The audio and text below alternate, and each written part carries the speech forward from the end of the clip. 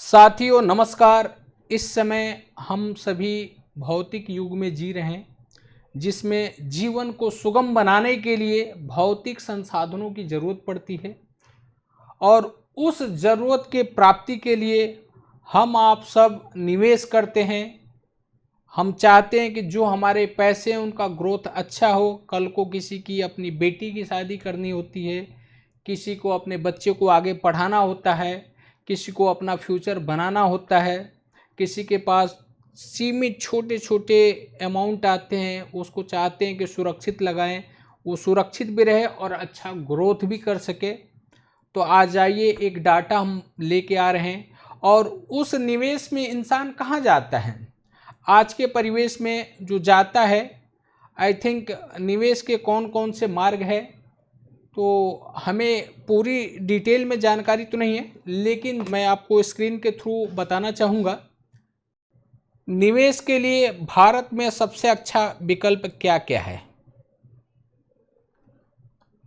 According to ICICI direct, bank fix deposit को भारत में सबसे अच्छे निवेश विकल्पों में से एक माना जाता है यदि यह कम जोखिम के साथ निश्चित रिटर्न देते हैं। यह निवेश साधन बाजार से जुड़ा नहीं है और सबसे सुरक्षित निवेश विकल्पों में से एक है। साथ ही जमा संचयी और गैर संचयी निवेश विकल्प प्रदान करता है। तो अब आप देखिए कि अभी मैं गूगल के थ्रू जानकारी लेने के लिए हम गए, तो जैसे एक स्पॉन्सरेड जो है ICICI बैंक के बारे में बताया गया है। भारत में निवेश के सबसे अच्छे विकल्प, जैसे ICICI अपना कर रहा है, लेकिन हम गूगल में जा रहे हैं या पॉलिसी बाज़ार में हम जा रहे हैं, तो पॉलिसी बाज़ार अपने हिसाब से बता रहा है भारत में 10 सर्वश्रेष्ठ निवेश विकल्प है, विकल्पों की ऑनलाइन जानकारी। अब देखिए उसमें क्या क्या है उसके बारे में हम डिटेल में खोल रहे हैं। बहुत सारी जानकारी आपको नेट के माध्यम से मिल जाएगी, या यूट्यूब पे जाएंगे तो बहुत सारी चीज़ें मिल जाएगी। जैसे निवेश के लिए सबसे अच्छी स्कीम कौन सी है, निम्नलिखित निवेश विकल्पों को भारत में सबसे अच्छी निवेश योजना में आप एक माना जाता है। जैसे मान लीजिए unit linked insurance plan, ULIP, monthly income plan, public provident fund PPF, mutual fund, Sukanya Samriddhi खाता, senior citizen saving scheme, tax saving fix deposit, या इस तरह से तमाम योजनाएं हैं। अच्छे अच्छे एक्सपर्ट जो होते हैं देश में, तमाम तरह के एक्सपर्ट होते हैं, अपनी अपनी राय देते हैं कि कहाँ निवेश करेंगे तो कितना अच्छा लाभ मिलेगा, कितना अच्छा प्रॉफिट मिलेगा। लेकिन आज हम कुछ आप सभी को बताना चाहते हैं कि आप निवेश कहाँ करें। तो पहली चीज, आप निवेश करेंगे तो पहला तो ये होना चाहिए कि आपका पैसा जो आप निवेश कर रहे हैं वो सुरक्षित होना चाहिए, और निवेश के साथ साथ ग्रोथ भी अच्छा होना चाहिए। पैसा भी सुरक्षित होना चाहिए, आपका ग्रोथ भी अच्छा होना चाहिए। तो आइए हम कुछ चीज़ों के बारे में बताते हैं आपको, जो कि हमारे यहाँ कुछ डाटा आपको दे रहे हैं, और रियल में मैं आपको बता रहा हूँ कि इस डाटा को एक बार देख लेंगे तो आपको डिसीजन लेने में कोई दिक्कत आपको नहीं होगी कि हमें कहाँ निवेश करना चाहिए, कहाँ अपने पैसों को लगाना चाहिए, कहाँ हमारा पैसा सुरक्षित रहेगा। तो इस चीज़ के बारे में आइए हम बताते हैं आपको स्क्रीन के माध्यम से, जो कि हम डिटेल में कैलकुलेशन के माध्यम से आप सभी को बता रहे हैं। हम वीडियो अगर हम डिटेल में बताएं तो ज़्यादा अच्छी जानकारी होगी, आप लोग खुद भी टैली कर सकते हैं इस चीज़ों का, लेकिन फ़िलहाल मैं संक्षेप में ही बताना चाहता हूं, क्योंकि वीडियो लंबा होता है तो आदमी देखना उतना पसंद नहीं करता है। तो हम कोशिश करेंगे जितना छोटा हो उतना वीडियो मैं करूं इस चीज़ को। और ये देखिए विश्व जनसंख्या घनत्व तो मैं लेके आया हूँ, ये 22 मार्च 2024 तक का डाटा मिलेगा। अब आप देखिए कि मैं इसमें 3 देशों का और एक उत्तर प्रदेश का तुलना किया हूँ। 3 देश में मान लीजिए कि भारत है, विश्व जनसंख्या घनत्व विवरण, तो पहला भारत है, दूसरा चीन है, तीसरा अमेरिका है, चौथा उत्तर प्रदेश से हमने तुलना किया है। तो 22 मार्च 2024 तक भारत की जनसंख्या 1 अरब 43 करोड़ थी, चीन की जनसंख्या 1 अरब 42 करोड़ थी, और अमेरिका की जनसंख्या थी 38 करोड़। तो इस 38 करोड़ में अमेरिका की जनसंख्या, मतलब उत्तरी अमेरिका के जितने भी सारे देश है, 3 4 5 जो भी देश है, सारों की पूरी देशों की जनसंख्या, जिसमें ब्रिटेन वगैरह भी आ जाता है, जो कनाडा वगैरह बोलते हैं, वो सारा का सारा इसमें जो भी है। अब उसके बाद उत्तर प्रदेश का हम नाम लेते हैं। उत्तर प्रदेश में देखिए कि 22 मार्च 2024 तक 23 करोड़ 50 लाख की जनसंख्या है। अब आ जाते हैं कि इनकी क्षेत्रफल कितना है, यानी जमीन कितना इन देशों के पास। जनसंख्या तो इतनी रह रही है, लेकिन इन देशों के पास क्षेत्रफल कितना है। तो क्षेत्रफल की बात करेंगे, किलोमीटर में वो होगा क्षेत्रफल, कुल भूमि क्षेत्रफल यानी किलोमीटर में। तो भारत का जो क्षेत्रफल है 29,73,190 स्क्वायर किलोमीटर का एरिया है। और यही चीज़ जब चीन को देखते हैं तो 3 गुना पहुंच जाएगा, 93,88,000। और यही जब हम अमेरिका का अगर देखते हैं तो 1,86,51,660 हो जा रहा है। यानी सीधे सीधे लगभग मान के चलिए कि भारत से 6 गुना हो जा रहा है। और यूपी की अगर बात करते हैं तो 2,40,928 किलोमीटर आ रहा है, ये मतलब स्क्वायर किलोमीटर एरिया आ रहा है। तो हम बात करें कि कहते हैं ना कि मार्केट में भाई रेट कब बढ़ता है और कैसे सुरक्षित होता है। कहते हैं ना मार्केट जो चलता है डिमांड एंड सप्लाई पे चलता है। तो आगे हम चलते हैं कि जैसे हम इसको आगे हम जब तुलना कर रहे हैं तो हम तुलना कर रहे हैं स्क्वायर किलोमीटर में। ये देखते हैं कि 1 स्क्वायर किलोमीटर एरिया में कितनी संख्या आपके भारत में रहती है। तो इस पर हम देखते हैं कि भारत में देखिए 1 स्क्वायर किलोमीटर में यानी 1 kilometre by 1 kilometre by 1 kilometre में 484 आदमी रहते हैं भारत में। यही जब बात करते हैं हम चाइना की तो 1 kilometre by 1 kilometre by 1 kilometre में 152 आदमी रहते हैं। यही जब हम बात करते हैं अमेरिका की तो 1 किलोमीटर बाई 1 किलोमीटर में 20 आदमी रहते हैं।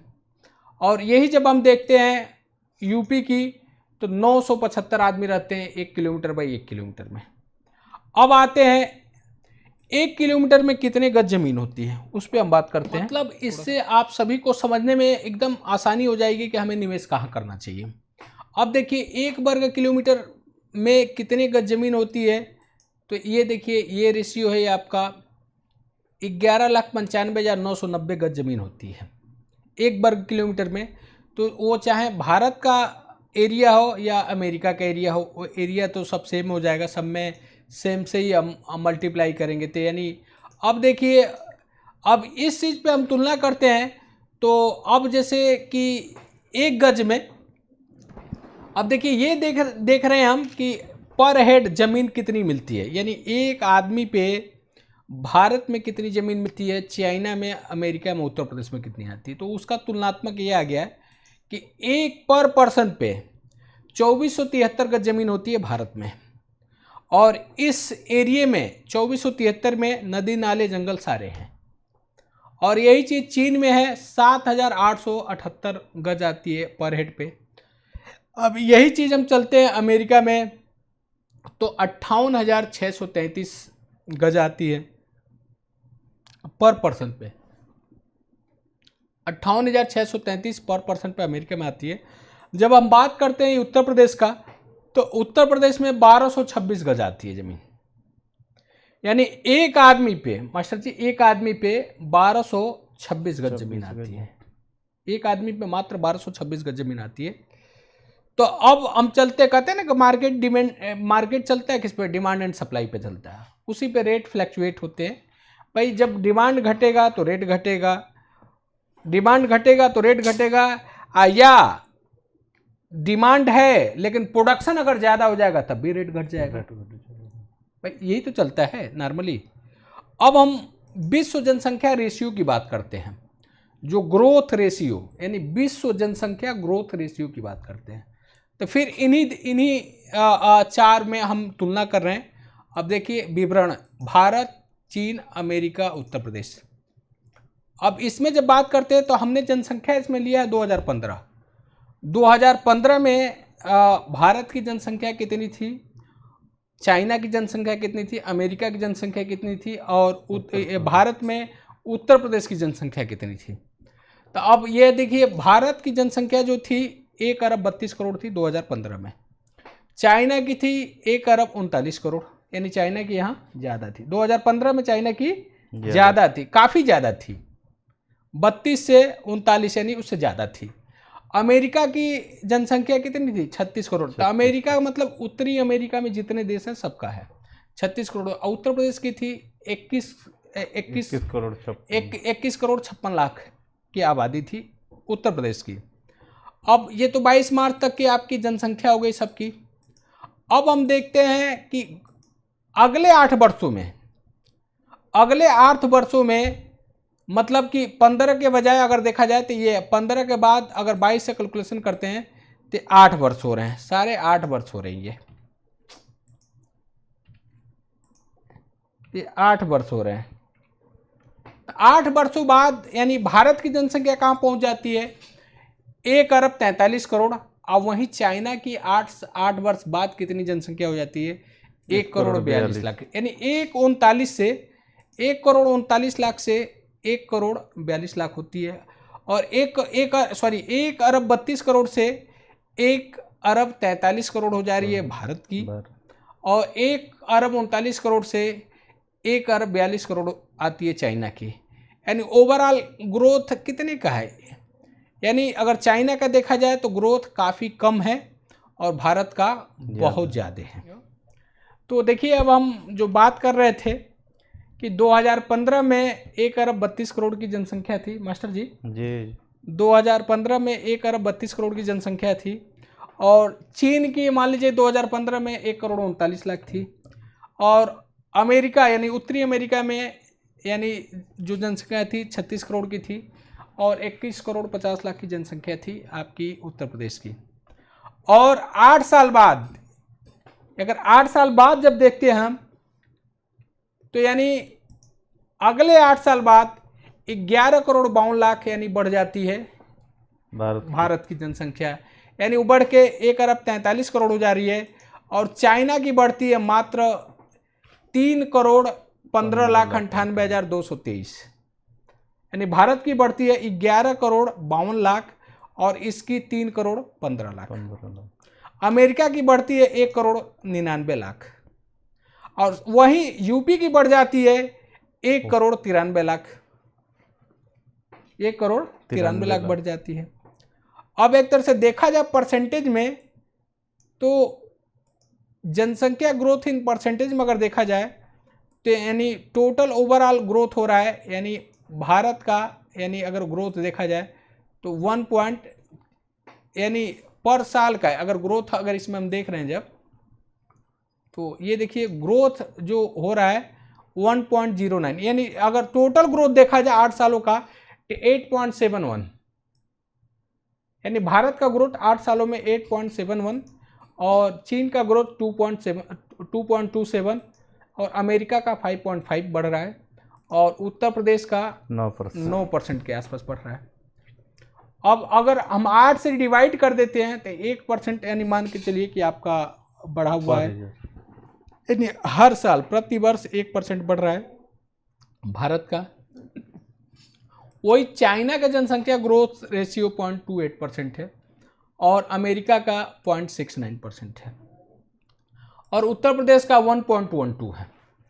अब मान लीजिए कि किसी हम एक घर कितने परसेंट पे हम कैलकुलेशन करेंगे कि एक घर की ज़रूरत है, तो जैसे हम यहाँ कैलकुलेशन किए हैं कि 6% पे, जैसे मान लीजिए कि दादा दादी और उसके यानी दादा दादी यानी एक बुजुर्ग है 2 लोग पति पत्नी, उनका एक बेटा और बहू, फिर उनके 2 बच्चे, यानी 6% पे हम एक घर का कैलकुलेशन करके चल रहे हैं।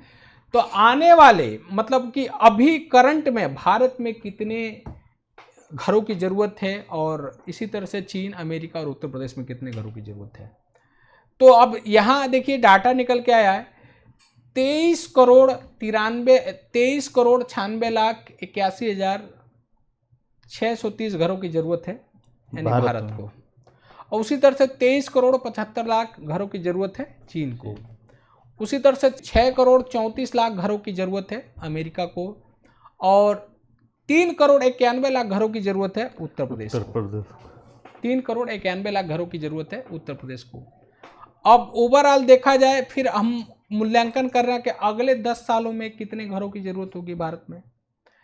तो भारत में अगले 10 सालों में जो डिमांड आनी है घरों की, वो आ रही है 2 करोड़ 60 लाख 95 हजार 337 घरों की, यानी अगले 10 साल में भारत में 2 करोड़ 60 लाख 95 हजार घरों की ज़रूरत आनी है।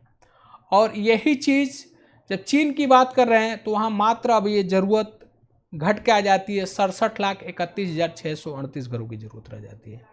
अब उत्तर प्रदेश की बात, अमेरिका की बात करते हैं तो वहाँ 43,95,000 घरों की ज़रूरत है। और ठीक यही उत्तर प्रदेश में अगर देखा जाए तो 44 लाख घरों की ज़रूरत मतलब यूपी में, यानी अगले 10 सालों में यूपी अमेरिका को पीछे छोड़ रहा है जो डिमांड के माध्यम से। तो आप खुद सोच सकते हैं कि एक तो जनसंख्या का रेशियो आपने देखा, जमीन का रेशियो देखा, तो अब कहते हैं कि जहाँ जमीन है ही नहीं है उसका निर्माण हो ही नहीं सकता। तो आप समझ सकते हैं अमेरिका में जहाँ जमीन इतनी ज़्यादा है उससे मतलब भारत से ज़्यादा चाइना में, चाइना से ज़्यादा अमेरिका में है, तो रेट कहाँ बढ़ेगा। तो यानी स्वाभाविक है कि आपका भारत में बढ़ेगा, भारत में सबसे ज़्यादा यूपी में बढ़ेगा, उत्तर प्रदेश में बढ़ेगा। तो जितना अमेरिका को घरों की ज़रूरत है उतना तो ऑलरेडी यूपी में अगले 10 सालों में ज़रूरत है। यानी एक अमेरिका में जितने घरों की ज़रूरत होगी उतना ऑलरेडी यूपी में घरों की ज़रूरत होगी। तो अब आगे देखते हैं तो समझ सकते हैं कि क्या, अब एक चीज़ और हम डाटा आगे बढ़ा रहे हैं, यानी ये समझिए कि अगले 10 सालों में जितना अमेरिका में घरों की ज़रूरत है उतना अकेले उत्तर प्रदेश में घरों की ज़रूरत होगी। मतलब ये चीज़ आपको बताना था। अब आप स्वयं सोच सकते हैं कि हम अपने पैसे का निवेश कहाँ करें जहाँ हमारा पैसा भी सुरक्षित हो और ग्रोथ भी अच्छा हो। तो इसलिए कहते हैं आपका पैसा आपके हाथ, आइए चले भविष्य के साथ, यह हमारी योजना का नाम है। आपको अगर ये अच्छा लगे तो इस वीडियो को आप शेयर करिए, अन्य लोगों के पास भेजिए। आप हमारे यहाँ बसने के लिए ज़मीन लेना चाहते हो तो बस भी जाइए। देखिए ग्रोथ जब ही अच्छा होगा जब प्रोजेक्ट अच्छा होगा। इन्हीं शब्दों के साथ नमस्कार, जय हिंद, धन्यवाद।